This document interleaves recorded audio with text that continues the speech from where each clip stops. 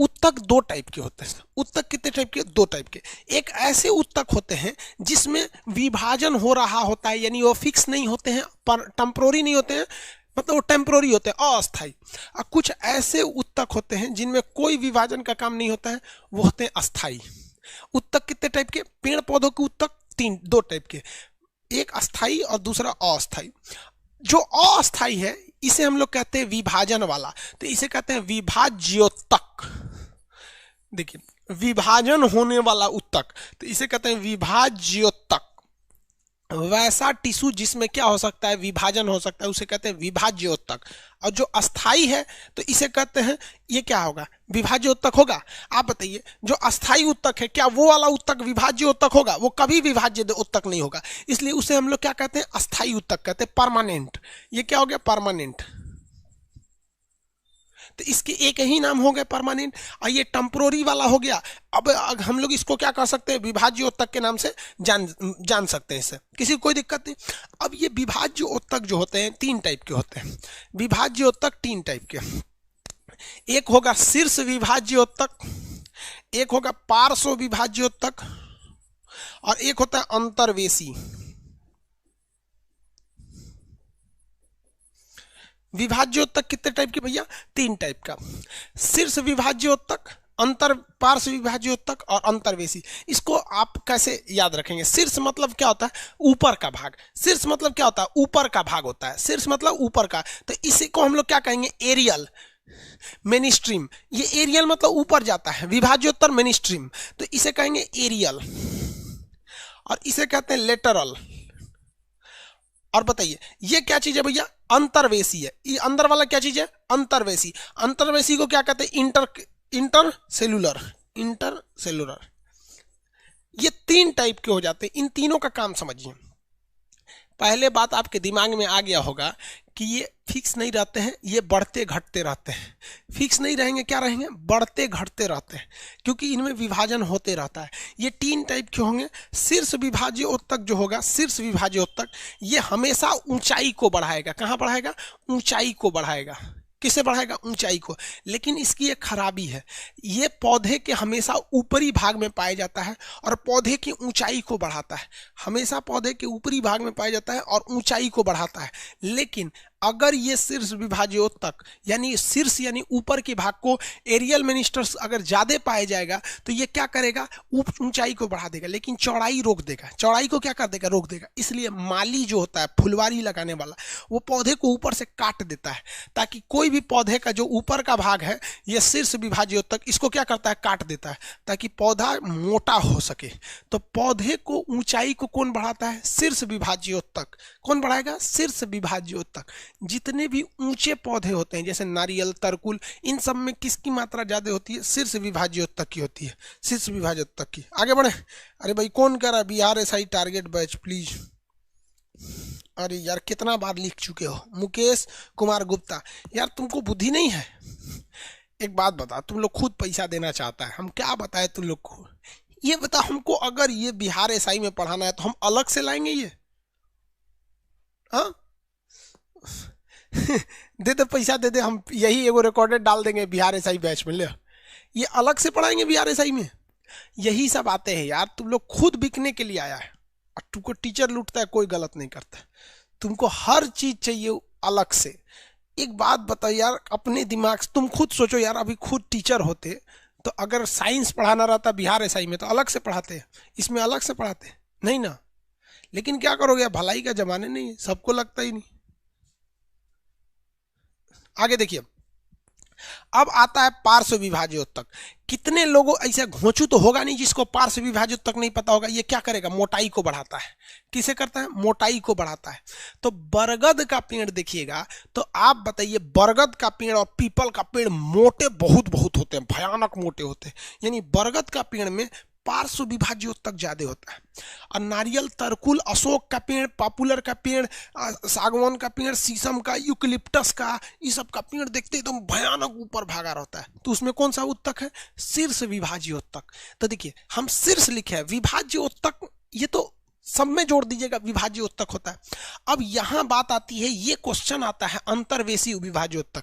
पहले रेलवे के एग्जाम अलग अलग बोर्ड में अलग अलग होते थे। छत्तीसगढ़ आरआरबी में एक बार क्वेश्चन पूछा था कि घास में कौन सा उत्तक पाया जाता है। घास में, घास समझते हैं, ग्रास, ग्रास, घास में कौन सा उत्तक पाया जाता है, तो अंतर्वेशी, घास में अंतर्वेशी पाया जाएगा। आगे बढ़े।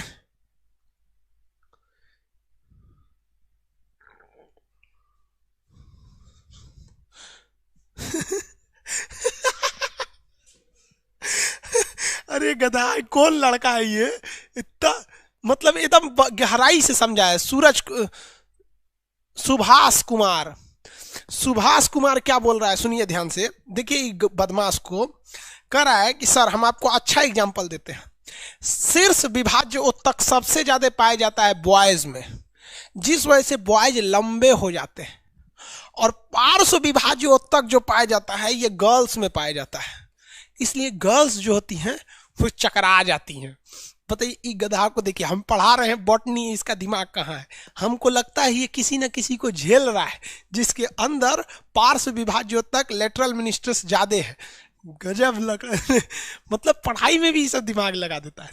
देखिए अंतर्वेशी कहाँ पाया जाएगा, वैसे पौधे में अंतर्वेशी पाया जाता है जो बहुत ऊंचे नहीं होते, बहुत ऊंचे नहीं होते, और जिनको इस बात का खतरा होता है कि कहीं कोई जानवर उनको खा ना जाए, कहीं कोई जानवर उनको खा ना जाए। समझ में आया कि नहीं आ गया, किसी को कोई दिक्कत है कि नहीं।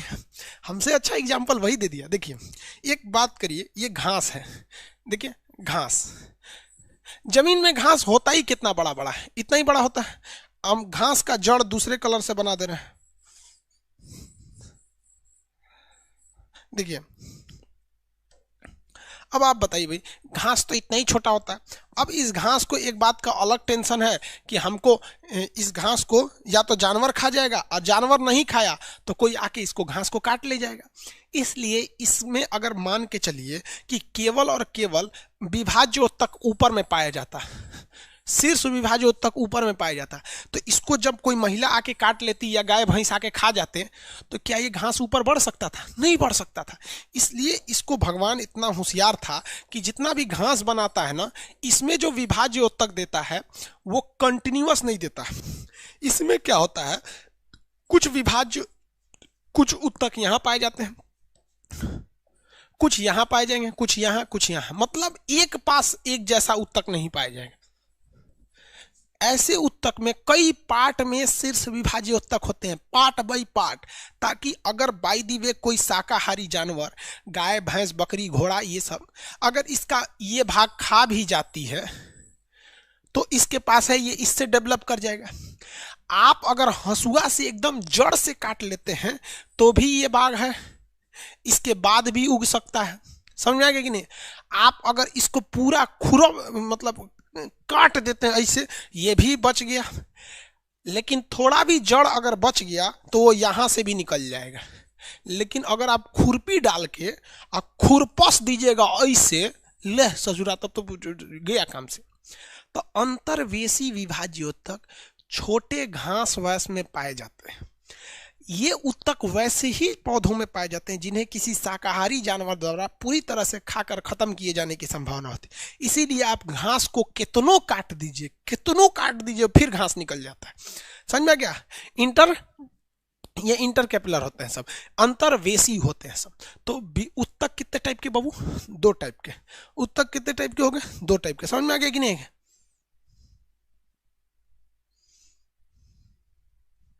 आगे बढ़े। किसी कोई दिक्कत नहीं है?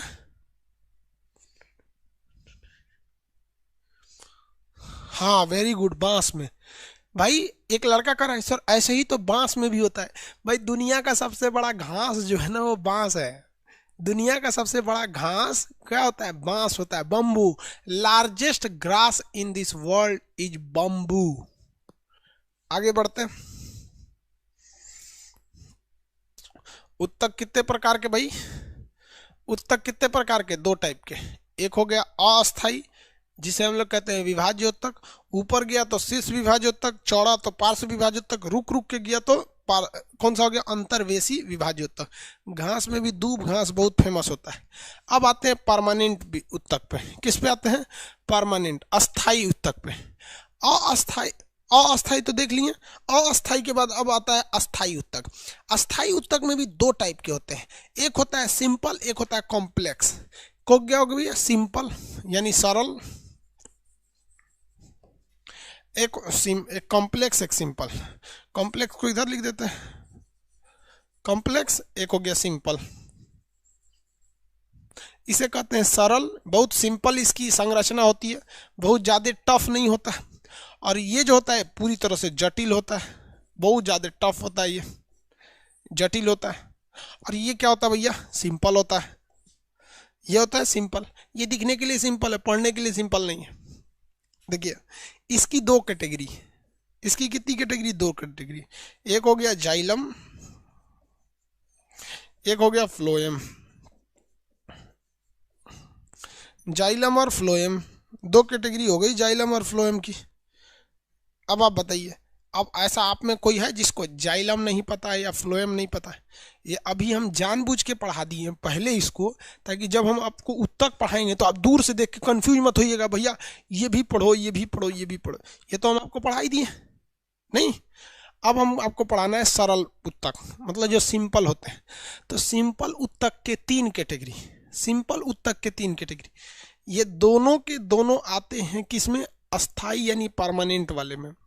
अब सरल उत्तक जो आता है ये होता है, ये भी परमानेंट में आता है। इसकी तीन कैटेगरी हो गई है, एक होगा आपका मृदुतक उत्तक, स्थूल कोण उत्तक, अस्थाई उत्तक में ये आएंगे। मृदुतक का काम अलग होता है, स्थूल कोण का काम अलग होता है। तो ये इस पेज में नहीं हटेगा, तो इसके हम तीनों कैटेगरी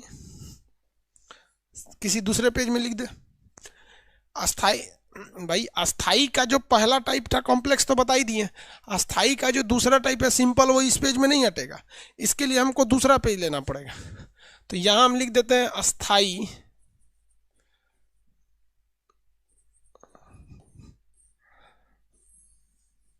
कॉम्प्लेक्स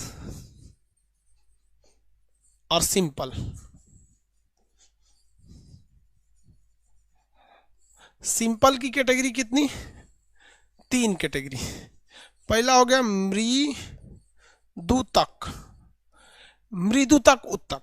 अब ये मृदुतक उत्तक का काम क्या होता है भाई, मृदुतक उत्तक को पेरेनकाइमा कहते हैं। मृदुतक उत्तक को क्या कहते हैं, पेरेनकाइमा कहेंगे। इंग्लिश में इसे क्या कहेंगे, पेरेनकाइमा, पेरेनकाइमा, पेरेनकाइमा। मृदुतक उत्तक एक अस्थाई उत्तक है और इसकी संरचना सिंपल यानी सरल होती है। इसकी तीन कैटेगरी होती है। पहला होता है मृदुतक उत्तक, जिसे कहेंगे पेरेनकाइमा। समस्या ये है बाबू कि एग्जाम में ये कई बार क्वेश्चन पूछा है और मृदुतक लिखा ही नहीं है, इंग्लिश ही लिखता है पेरेनकाइमा, इस तरह लिखेगा पेरेनकाइमा। ये क्या होता है, अरे भाई साहब पेरेनकाइमा जो होता है वो पौधे का छाल होता है। पौधे का क्या होता है, छाल होगा। क्या होगा, छाल। तो किसी भी पौधे में जो बाहरी छाल होता है वो किसका बना होता है, तो वो उत्तक होता है। वो क्या होता है, उत्तक यानी टिश्यू होता है। लेकिन वो टिश्यू अस्थाई ना होकर पूरी तरह फिक्स होता है, अस्थाई। अब आप बताइए, छाल अगर अस्थाई नहीं रहेगा तो बड़ा छोटा होगा तो छाले खुल के गिर जाएगा, तो अस्थाई होता है। लेकिन उसकी संरचना कॉम्प्लेक्स नहीं होके काफ़ी सिंपल होती है। उसे हम लोग, पहला का नाम होता है मृदुतक उत्तक, जिसका हम लोग इंग्लिश में पेरेनकाइमा कहते हैं। पेरेनकाइमा को क्या बना होता है, छाल बना होता है। क्या बना होता है, छाल बना होता है। आप में से कितने लोग बता सकते हैं क्या पेरेनकाइमा सूरज के प्रकाश में पत्तियों के जैसे भोजन बना सकता है कि नहीं? मतलब कहने का सेंस, क्या पेरेनकाइमा फोटोसिंथेसिस कर सकता है या नहीं? आप बताइए, हम आपके आंसर का एग्जाम वेट कर रहे हैं।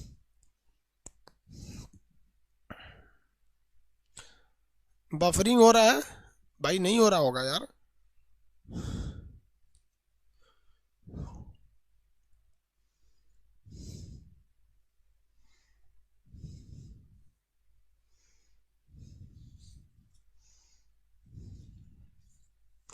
नहीं भाई, कुछ लोग कह रहे हैं कि नहीं, कुछ लोग कह रहे हैं यस। भाई ये फोटोसिंथेसिस कर सकता है, ये कर सकता है पत्तियों के जैसे। किसी पौधे की छाल को ना आप जाइएगा तो इंसान नोच के देखिएगा, छाल को क्या कीजिएगा तो इंसान नोच के देखिएगा, देखिएगा वो हरा हरा होगा, बाहर से भले वो भूरा टाइप का होगा, लेकिन किसी पेड़ के छाल को नोचिएगा ना तो अंदर से हरा होता है हल्का सा। तो ये फोटोसिंथेसिस करने में भाग ले लेता है, उतना महत्वपूर्ण भूमिका नहीं निभाता लेकिन ये कर लेता है। इसकी सबसे ज़्यादा ज़रूरत कब महसूस होती है? पतझड़ के वक्त में, जब पेड़ पौधे अपनी पत्तियां गिरा देते हैं, तो पत्तियों का ही काम था भोजन बनाना। पेड़ पौधे ने अपनी पत्तियां गिरा दी, तो अब बताइए भोजन बनाएगा कौन? जब पेड़ पौधे अपनी पत्तियों को गिरा दिए तो भोजन बनाएगा कौन? कौन भोजन बनाएगा? कोई नहीं। तो पेड़ पौधा तो सूख के मर जाना चाहिए। तो पतझड़ के मौसम लगभग 1.5 महीने रहते हैं। इस 1.5 महीने तक पेड़ पौधों पे एक भी पत्ती नहीं रहती है, फिर भी वो अपने लिए खाना बना लेते हैं। उस वक्त पेड़ पौधों का जो छाल होता है, उस छाल जो बना होता है वो पेरेनकाइमा यानी मृदुतक उत्तक का बना होता है। ये छाल इससे क्या करता है? भोजन बनवा लेता है, और बहुत कम मात्रा में भोजन बनता है जिससे केवल वो जीवित रह सके। जैसे छठ के वक्त में या फिर जो नवरात्र का व्रत होता है 9 दिन तक केवल फल फूल खा के तनी मनी खा के आदमी रहता है, तो मर थोड़ी ना जाता है यार, थोड़ा थोड़ा खा के रहता है। देखते हैं कि नहीं देखते हैं? या फिर मुस्लिम लोग में जो रमजान का महीना होता है, दिन भर भूखे रहते हैं लेकिन शाम को तो खाता है, पूरा उतना नहीं खाता है जो 3 टाइम का। अब भाई 3 टाइम आपको नहीं खिला दिया जाएगा और एक ही टाइम दिया जाएगा, तो 3 टाइम का बदला आप नहीं खा पाओगे, लेकिन फिर भी खाओगे ना यार, खाओगे कि नहीं? बस वही काम कर देता है, ये छाल का काम कर देगा। आगे बढ़ जाए। किसी को दिक्कत? स्टैटिक जी के, हाँ बाबू स्टैटिक जी के भी पढ़ाएंगे, हम ही पढ़ाएंगे यार, आप टेंशन क्या लेते हो? स्टैटिक जी के कुल 10 दिन का क्लास है। स्टैटिक जी के टोटल 10 दिन का क्लास है यार स्टैटिक जी के। आगे बढ़े। मृदुता को तक समझ में आ गया। इसके बाद आएगा आपका पेरेनकाइमा हो गया। इसके बाद आएगा स्केलेमेनकाइमा, जिससे हम लोग कहते हैं स्थूल कोण। स्केलेमेनकाइमा को क्या कहेंगे? कोलेनकाइमा को स्थूल कोण। कोलेनकाइमा स्थूल कोण, हिंदी में अजीब नाम है, स्थूल कोण, कोलेनकाइमा स्थूल कोण, स्थूल कोण, कोलेनकाइमा। इसके बाद आता है आपका दृढ़ उत्तक, स्केलेमेनकाइमा, दृढ़ उत्तक, दृढ़ उत्तक स्थिर कोण। ये समझ में आ गया। अब इसको हम आपको शाम के क्लास में पढ़ा देंगे। शाम में फिजिक्स भी पढ़ाएंगे और शाम में बायोलॉजी भी पढ़ाएंगे। तो अभी हम यही बता दिए क्योंकि अब फिजिक्स का टाइम हो रहा है, वरना फिर दिक्कत हो जाएगा। तो इसको शाम के बैच में पढ़ा देंगे। उत्तक कितने प्रकार के थे? 2 टाइप के होते थे उत्तक, टोटल 2 प्रकार के होते हैं। कौन कौन से टाइप के उत्तक भैया? तो एक था आपका जो अस्थाई था, जिसमें विभाजन होते थे, और एक था अस्थाई। अस्थाई यानी परमानेंट, और एक था आपका विभाजन वाला अस्थाई। अस्थाई ये विभाजन होता था, इसलिए इसे हम लोग कहते थे विभाज्योत्तक। विभाज्योत्तक। ये विभाज्योत्तक कितने टाइप के? 3 टाइप के। अगर शीर्ष की ओर बढ़ा तो शीर्ष विभाज्योत्तक, नारियल का पेड़, बरगद का पेड़, ऊंचे वाले। एक होता है पार्श्व विभाज्योत्तक, जो बहुत ज्यादा मोटे होते हैं, ये पौधे को मोटा करता है, ये लंबा करता है। और एक क्या होता है? अंतर्वेशी। अंतर्वेशी ये गांठ बना देता है पौधे में और रुक रुक के निकलते हैं, जैसे बांस, घास, ये सब चीजें जो होती हैं सब इसमें क्या होता है? अंतर्वेशी विभाज्योत्तक पाए जाते हैं सब। ये तीनों टाइप पढ़ा दिए थे। हाँ?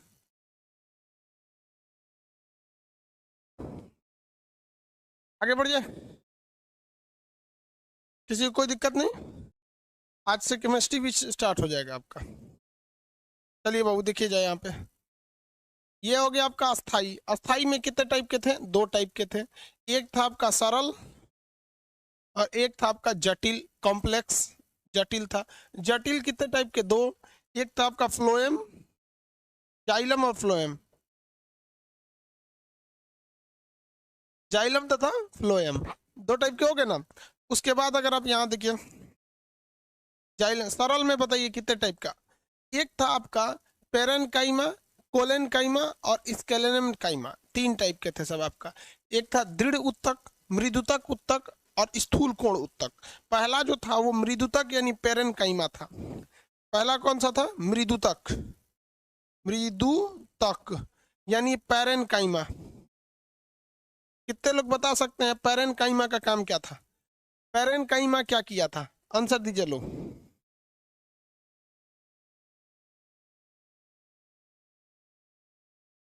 पैरेन्काइमा का आंसर दीजिए लोग, क्या किया था?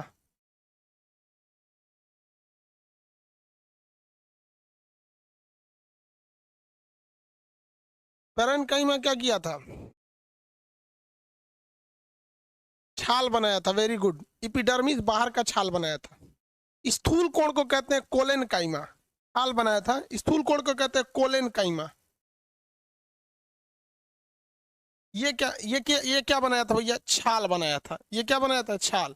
पौधे के बाहरी जो छाल होता है उसका निर्माण कौन किया था? स्थूल, मृदुतक, उत्तक या पैरेन्काइमा किया था। स्थूल कोण यानी कैलेनकाइमा क्या होता है? ये वृंत का बनाता है, वृंत। अब भैया ये वृंत क्या चीज होती है? देखिए, पौधे जहां से निकलते हैं उसे, पत्तियां जहां से निकलती है उसे क्या कहते हैं? वृंत।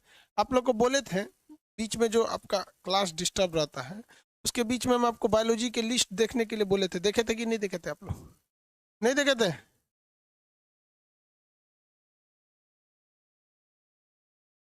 रोशनी कुमारी बोल रही है कि क्लास लेते नहीं है। भाई अभी हम आपको बताते हैं क्या हुआ। आप मोदी जी से ज्यादा झूठ बोलने लगे। नहीं रे भाई, देखो, ये वाला जो चीज होता है इसे हम लोग कहते हैं वृंत। आप देखे होंगे कि नहीं देखे होंगे, अब हम क्या कहेंगे भाई? आप लोग कहने के लिए हल्ला करेगा सब क्लास, नहीं कितने लोगों ने पूरा चैप्टर देख लिया था जो बायोलॉजी का बताए थे? नहीं देखे थे?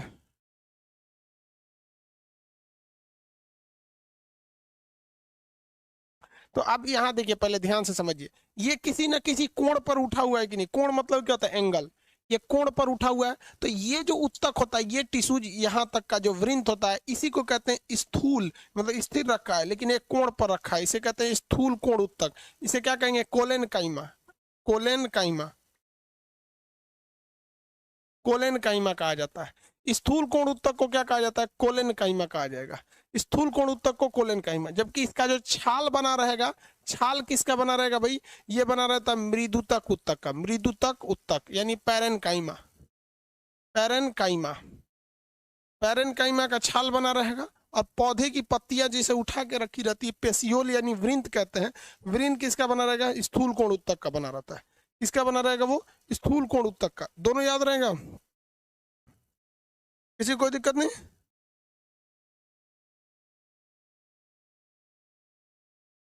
किसी को कोई दिक्कत नहीं ना?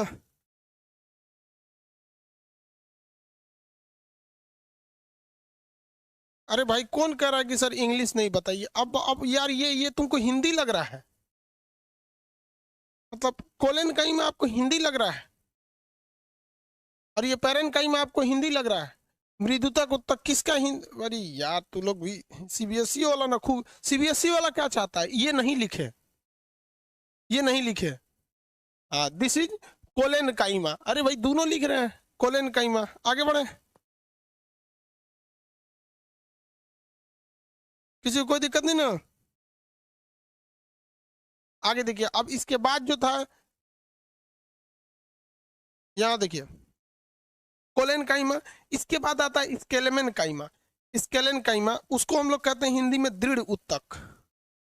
दृढ़ उत्तक, इसको कहेंगे स्केलेमेन काइमा।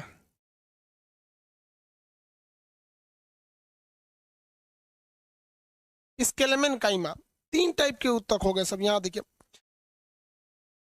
पैरेन काइमा छाल बनाएगा, स्थूल कोण वहां से नई डाल निकलेगी या पत्ती निकलेगी, स्थूल कोण।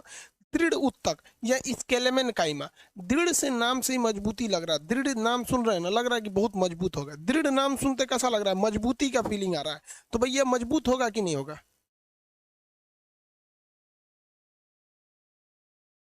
आगे बढ़े, ये दृढ़ होता है या नहीं होता है? ये बहुत ज्यादा मजबूत होता है। इसको देखने को कहाँ मिलेगा? नारियल जब खाइएगा तो ऊपर का जो छाल देखते हैं, नारियल का छाल ऐसे नोच नोच के नारियल निकालता है। वो तो कच्चा में रहता है तो पानी निकालने वाला जो होता है, नारियल का पानी निकालने वाला, वो हरा रहता है तो निकाल देता है, लेकिन जब वो सूख जाता है तो बहुत मुश्किल हो जाता है उसको निकालना। तो नारियल वगैरह के छाल किसके बने रहेंगे भैया? दृढ़ उत्तक के। इसके छाल वगैरह दृढ़ उत्तक के बने होते हैं। स्थूल कोण क्या होता है भैया? स्थूल कोण, स्थूल कोण क्या करेंगे सब? स्थूल कोण जो होते हैं ऐसे उत्तक होते हैं स्थूल कोण के, जो पौधे को इसे उठा के रखते हैं। और मृदुतक उत्तक जो होते हैं सब, वो क्या करेंगे भैया? वो पौधे की छाल बने होते हैं, पौधे की छाल। चलिए हम आपसे क्वेश्चन एक पूछते हैं, आप बताएंगे। यहाँ ये जो अभी हमने फिलहाल में जो उत्तक बना रखा है ये कौन सा होगा? ये जो पेड़ का ये डाल है ये कौन सा उत्तक होगा? ब्लू कलर से जो दिख रहा है ये पौधे का छाल है, रेड कलर। ये वाला होता है मृदुतक उत्तक का, पैरेन्काइमा। वेरी गुड, पैरेन्काइमा क्या हो जाएगा ये बताएंगे? एक तो कह रहा है सीबीएसई बोर्ड जिंदाबाद।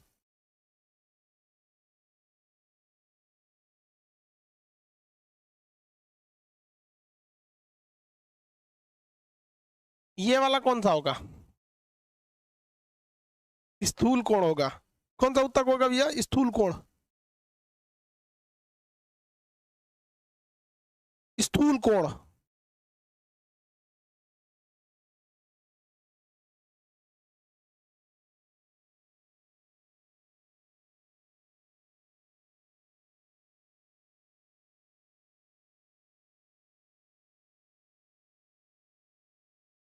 स्थूल कोण, वेरी गुड।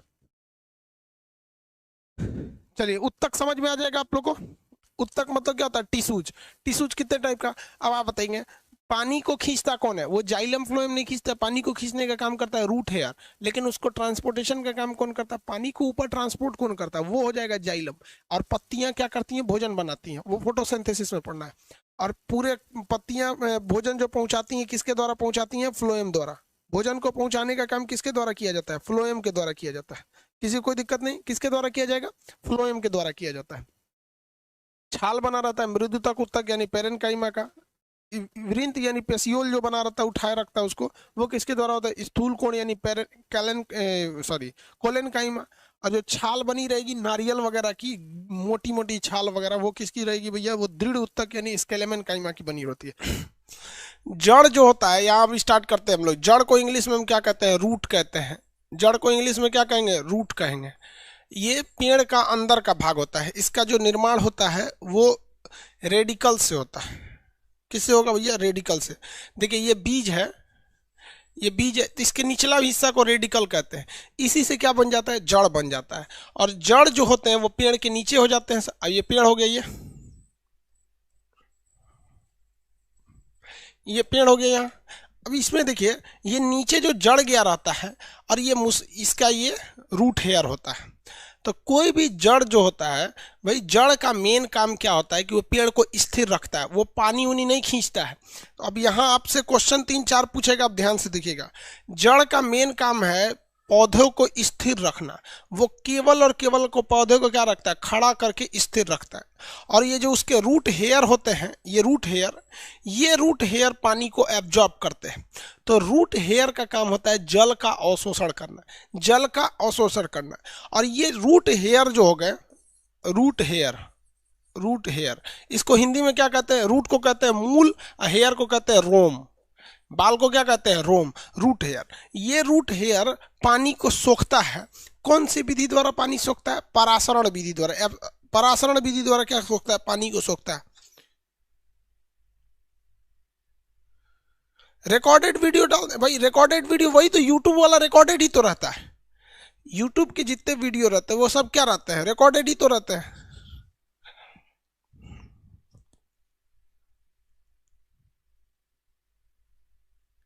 परासरण विधि द्वारा।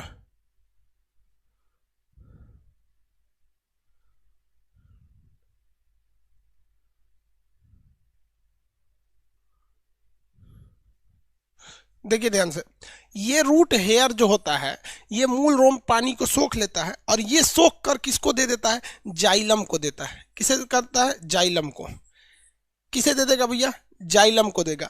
जाइलम जो होता है इसे हम लोग दारू कोशिका भी कहते हैं। तो ये जाइलम को जड़ दे देता है। तो यहाँ से जो भी न्यूट्रिशन है, खाद है, यूरिया है, पोटास है, पानी है, ये खींचता कौन है? Root hair. रूट हेयर किसको दे देता है? जाइलम को दे देता है। किसको देगा भाई? जाइलम को दे देता है। ये जाइलम ऊपर लेके चला जाएगा, जाइलम लेके चला गया ऊपर। तो कहेगा कि जल एवं खनिज पदार्थ का अवशोषण, यानी जितने भी पोषक यानी न्यूट्रिशन एंड वाटर का एब्जॉर्प्शन कौन करता है? तो याद रखिएगा, आप जाइलम नहीं मारेंगे, रूट हेयर लाएंगे। लेकिन कहेगा इस जल और इस न्यूट्रिशन का ट्रांसपोर्टेशन परिवहन कौन करता है, तब आपको क्या लगाना है, फ्लोएम लगाना है। क्या लगाएंगे भाई, फ्लोएम लगाएंगे, और ये सॉरी जाइलम लगाएंगे। और ये जाइलम ले जाके किसको दे देता है, पत्तियों को दे देता है। किसे देगा, पत्ती को। पत्ती क्या करती है, भोजन बनाती हैं। पत्ती क्या करेंगी, भोजन बनाएंगी, और इस पके हुए भोजन को फ्लोएम जो होगा, फ्लोएम ये पूरे पौधे को बांट देता है। पौधे का एक हिस्सा होता है उत्तक। उत्तक मतलब क्या होता है, कोशिकाओं को मिलकर क्या बना रहता है, उत्तक बना होता है। तो ये उत्तक पूरे पौधों को बांट देता है। तो पूरे भोजन के निर्माण में कितने स्टेप फॉलो होते हैं, कितने स्टेप फॉलो होंगे बाबू, 4। पानी को अंदर से खींचने का काम रूट हेयर करेगा, उसको ऊपर पहुंचाने का काम जाइलम करेगा। जाइलम कहाँ तक ले जाएगा, पत्तियों तक लेके जाएगा, और ये पत्तियां क्या करेंगी, भोजन बनाएंगी। और ये जो पत्तियां भोजन बनाती हैं, इस भोजन को बाकी अंगों तक पहुंचाने के लिए, पके हुए भोजन को पहुंचाने के लिए फ्लोएम काम करता है। एक बार एग्जाम में क्वेश्चन उटपटांग पूछा था, लड़के लोग फंस गए थे इस जाइलम और फ्लोएम में। क्वेश्चन पूछा था कि पौधे के अंदर परिवहन का काम कौन करता है। आप आंसर दीजिए, तो पौधे के अंदर परिवहन का काम कौन करेगा,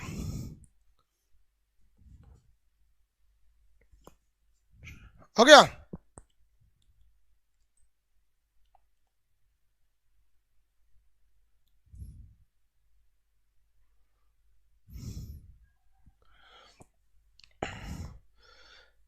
भाई जाइलम फ्लोएम दोनों करेगा, बोथ करेगा, यही गलती कर दिए लोग, बोथ करेगा, परिवहन का काम बोथ करता है। और ये पिछली रेलवे की गलती में आप लोग फिर गलती कर दिए। परिवहन, पौधे के अंदर परिवहन का काम कौन करता है भाई, जब पौधे के अंदर परिवहन का काम कौन करेगा, जाइलम भी करता है, फ्लोएम भी करता है।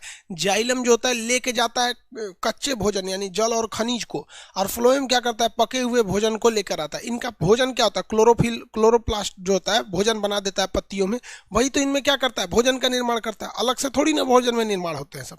समझ में आ रहा है कि नहीं आ रहा, आगे देखिए। तो जाइलम और फ्लोएम में अंतर समझ में आ रहा है कि नहीं आ रहा है। अब आपसे एक चीज सवाल पूछेगा, जाइलम मोटा होता है या फ्लोएम मोटा होता है, तो जाइलम ज्यादा मोटा होता है। जाइलम क्या हो गया भाई, देखिए ये जो पेड़ है, ये पेड़ की जो शाखाएं होती हैं वो किससे मिलकर बनी होती है, जाइलम से मिलकर बनी होती है। तो कहेगा कि पेड़ की मोटाई किस पर डिपेंड करती है, तो पेड़ की जो भी मोटाई होती है वो डिपेंड करती है आपकी जाइलम के ऊपर। और ये जाइलम जो होता है यही डिपेंड करता है कि पेड़ कितना मोटा होगा। जाइलम को अगर आप काट देंगे इस तरह से, तो इसको हम लोग कहते हैं कैम्बियन। क्या कहेंगे, कैम्बियन।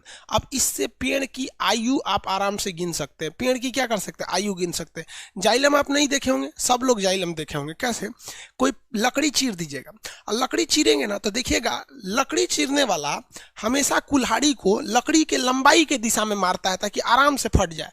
और आप उससे कहेंगे कि ऐसे क्यों मार रहे हो, तो कहेगा कि रेशा सीधा है ना, तो जो रस्सी, लकड़ी के अंदर जो रेसे होते हैं वही क्या काम करते हैं, जाइलम का काम करते हैं। तो ये जाइलम मोटाई को डिपेंड करता है। इसमें क्या होता है भाई, किसे जो ये साइड वाला एरिया होता है इसको हम लोग कहते हैं वलय। देखिए ये राउंड टाइप का दिख रहा है, हम तो इस पेड़ को काट दिए। अब किसी भी पेड़ को काटेंगे तो राउंड टाइप का बनेगा कि नहीं बनेगा। अब इसको काट दिए, राउंड टाइप का बन गया। इसे वलय इंग्लिश में कहते हैं रिंग, लेकिन इसका असली नाम होता है कैम्बियन, कैम्बियम होता है। इसके आधार पर हम पेड़ की आयु ज्ञात कर सकते हैं। एक कैम्बियन कितने साल पर बनता है, तो 10 साल पर। एक कैम्बियन कितने साल पर बनेगा, 10 सालों पर एक कैम्बियन बनते हैं। तो देखिए भैया, एक ये तो बाहरी रिंग है, इसको देख के मत मार दीजिएगा 10 साल। यहां देखिए जो अंदर बन रहा है उसे देखकर हम लोग क्या ज्ञात कर सकते हैं, इसकी आयु।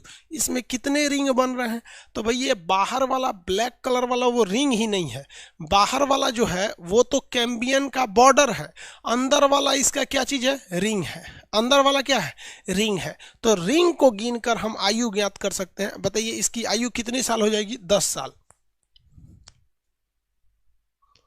हो गया, कितने साल हो सकती है भाई, 10 साल हो सकती है। आगे बढ़ जा, देखिए अब यहां आपसे आयु से रिलेटेड कुछ क्वेश्चन पूछेगा। पेड़ की आयु किससे प्राप्त होती है, तो आप मार देंगे वलय। ऑप्शन में वलय ही नहीं देता है, वलय नहीं दिया रहे तो जाइलम देख के मारेंगे, वलय या जाइलम। पेड़ की आयु वलय या जाइलम गिन के, वलय या जाइलम, वलय या जाइलम गिन के। दूसरा आपसे पूछेगा कि किसी भी चट्टान की आयु कैसे ज्ञात कर, सॉरी जीवाश्म, मान लीजिए कि ये पेड़ जो है इसे काट कर और आप अपने घर पे रख दिए और 20 साल से आपके घर पे, जैसे आपके यहाँ का चौकी होगा जिस पे आप सोते होंगे, पुराना खटिया होगा, वो तो 20-20 साल से आपके मकान में ही रखा हुआ है। तो आप जब वो कटा था तब तो उसका कैम्बियम गिने थे, जब वो जीवित था तब तुरंत काटे थे और कैम्बियम गिन लिए थे 6-7 महीने के अंदर अंदर। लेकिन अगर उसको काट के आप 10-15 साल से अपने ही घर में रखे हैं तब वो जीव थोड़ी बचा, वो तो उसके अंदर जीव का अंश बचा हुआ है, वो फॉसिल्स बन चुका है, उसे जीवाश्म या फॉसिल्स कहते हैं। तो जीवाश्म की आयु वेरी गुड कार्बन 14 द्वारा ज्ञात करेंगे, कार्बन 14 द्वारा ज्ञात करेंगे। लेकिन अगर वही आपसे कह देगा जानवर की आयु, जानवर की आयु कैसे ज्ञात कर सकते हैं? दांत और सींग गिनकर, दांत और सींग गिनकर, दांत या सींग पर रिंग, सींग नहीं, सींग पर एक रिंग पड़ता है। देखिए ध्यान से, जानवरों के दांत अलग अलग जानवरों पे डिफर करते हैं कि अलग अलग हो गए। जैसे बकरी का बच्चा जब होता है तो आगे इसके 4 दांत होते हैं, आगे इसके क्या होते हैं? 4 दांत होते हैं। जब छोटा बच्चा रहेगा ना, 2 महीना का रहेगा, तो उसके आगे 4 दांत रहेंगे। अगर आगे 4 दांत है तो समझिएगा इसे सूरज 6 महीने से कम का है, और अगर वो चारों दांत झड़ गए हैं तो समझिएगा कि 6 महीना पार कर गया। उसके बाद अगले साल उसके 2 दांत निकलेंगे, फिर उसके अगले साल 2 दांत निकले, फिर उसके 2 दांत निकलेंगे। यानी जो बड़े साइज की बकरी होती है वहाँ कितने दांत होते हैं? 6 दांत सामने होते हैं। तो ये दांत गिनना अलग अलग जानवरों पर अलग अलग वेरी करता है, इसलिए इसका एक कॉमन फॉर्मूला नहीं होता है कि आपको बता दिया जाएगा, जिस तरह पेड़ों पर एक कॉमन हो गया कि भैया रिंग देखकर आप बता सकते हैं। इसके अलावे सींग गिनकर, जब जानवर का सींग निकलता है ना तो शुरुआती 2 साल तक सींग एकदम चिकना होता है, शुरुआती 2 साल तक सींग उसका एकदम चिकना होता है।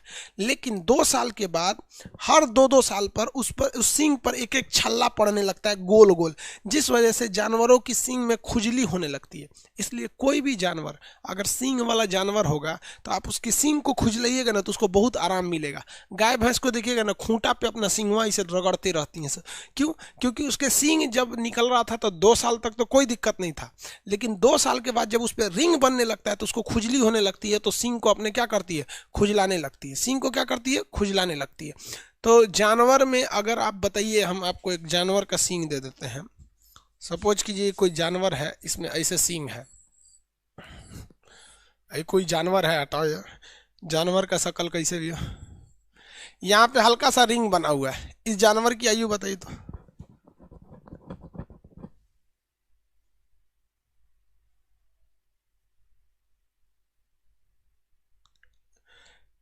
बता सकते हैं इसकी आयु? 10 साल, 4 साल, 2 साल? नहीं भाई, देखो भाई, ये जो रिंग होता है, ये रिंग का तो आयु 2 साल होता है, यहां तक तो सही है। लेकिन ये रिंग निकलता कितने साल बाद है? तो पहले तो 2 साल वही ले लेगा, तो टोटल 4 साल ना होता है। तो इसकी आयु निकालने के लिए क्या होता है, देखिए जी, अब इसकी आयु बताइए तो। ये भैया 2 रिंग है, एक रिंग 2 साल पे निकलता है, तो 2 साल पे ये रिंग होगा, 2 साल पे ये रिंग होगा, और 2 साल बाद निकला होगा तो ये 6 साल हो गया। शुरुआत के 2 साल में रिंगे नहीं निकलता, उसका हर एक रिंग 2 साल के बराबर होता है। तो आप जानवरों की आयु निकाल सकते हैं ना।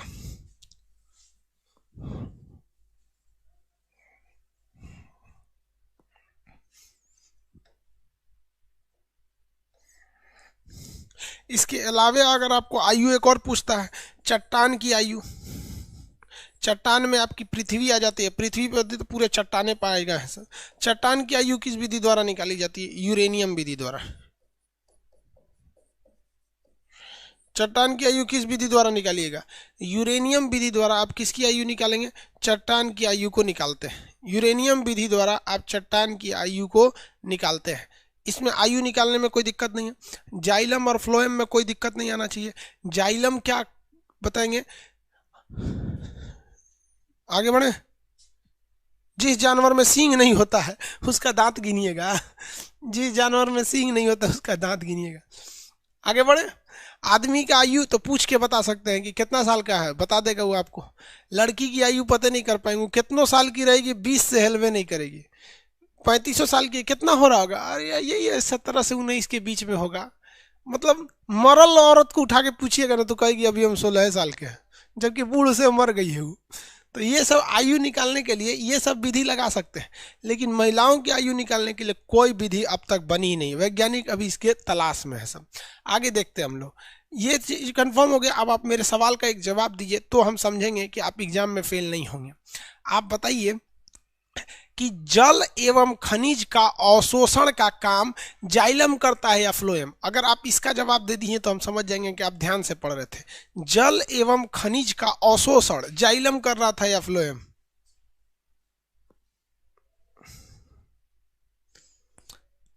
जाइलम। जाइलम आंसर ज्यादा तो लोगों को आ रहा है। जाइलम ज्यादा लोगों का जाइलम आ रहा है। देखिए जितने लोगों का जाइलम आंसर आ रहा है, जितने लोगों का आंसर जाइलम आ रहा है, सबका आंसर गलत है। अरे भाई साहब, जाइलम अवशोषण करता ही नहीं है यार, वो जड़ के पास कहाँ है। जल एवं खनिज का अवशोषण, absorption of nutrition and water किसके द्वारा होता है भैया?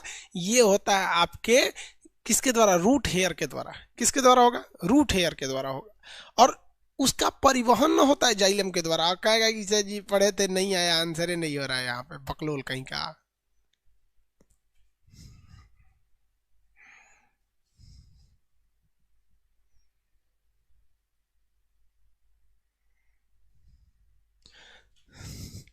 जाइलम फ्लोएम समझ में आ रहा है?